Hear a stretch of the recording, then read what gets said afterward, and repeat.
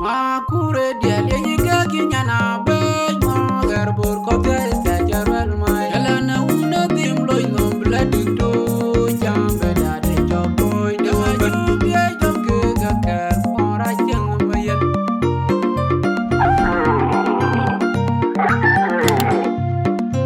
Yo, the baddest producer calling up. Night production in the house. ye wundi de na matoro ga ya ping panden de jeng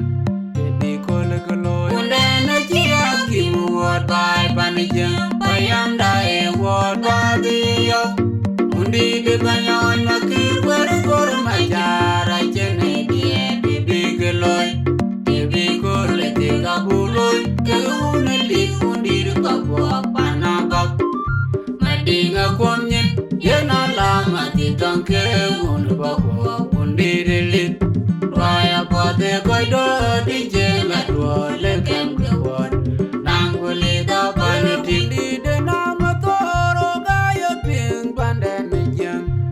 de kol kolo wunda na chia kim word by panijeng bayam da e word by yo wundi de banyoy makir gor majara chene die de bigeloy de bigole de kabuloy ke una li wundi de kabwa panabak madinga kwamnyen yena lama ti tanke wun bakwa wundi de lit raya pate koido di jela duole kem kwon nanguli da paniti di de namwa nyarwai jamtuk kuraya bunyoy ke koidi dunda ga jamale la jol kwer nyane bot pantero koidi de kwer mabora jol kwer awaiton wega murai mabai we wale na wanyu koini ni kwer walen jabalo ngai abarwai ding nya ka koila moda kun marja anwa kun mani kumanya mer kwang kwa kon mare makweloi to anwa walen ko magai makura yong ito majanga ko la yong ke aduna kol ke gamurai nom donga udir nama tore unji ping ba ka jirin ke nim na la kol ruai ban ka jimune yewon waje ruai lo e ping e ping ban kam nam kulit erwan mola na dong god ko inin maumdap kai woro nyore jen pa mu pi ote Victoria e adianga kola yong bai akuna nyana mama ma jung elida jung ya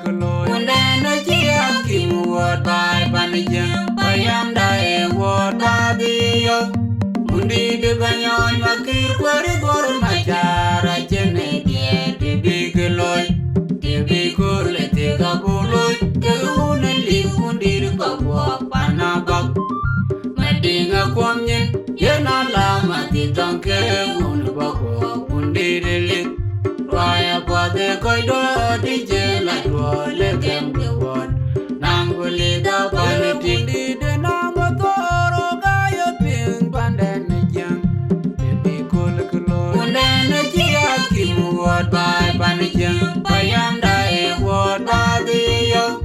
undi de banyoy makir per dor machara chene biet bigeloy bigole te gabuloy ke uneli undir babo panabak madinga kwamnyen yena lama ti tanke un babo undir lit raya pade kodo di jela tole kem kwot nanguli gaban tindi de nangwa nyarwai jamtuk kuraya bunyoy ke koidi dundaga diamalela jol kwer nyane bot pantero koini ne kwer mapora jol kwer awaiton wega murai mabai we wale na waji koini ne kwer walen jebalong gaira berwai din linya ta koila moda kun merje anwa kun mani kumanya mer kwang kwa kon mare makuloi to